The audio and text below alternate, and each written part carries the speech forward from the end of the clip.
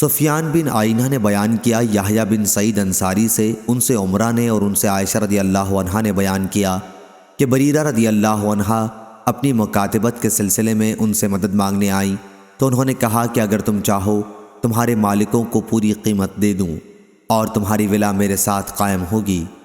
پھر جب رسول اللہ صلی اللہ علیہ وسلم تشریف لائے تو آپ سے میں نے اس کا ذکر کیا۔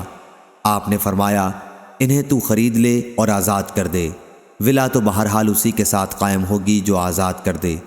پھر رسول اللہ صلی اللہ علیہ وسلم ممبر پر تشریف لائے اور فرمایا ان لوگوں کو کیا ہو گیا ہے جو ایسی شرطیں لگاتے ہیں جن کا کوئی پتہ کتاب اللہ میں نہیں ہے۔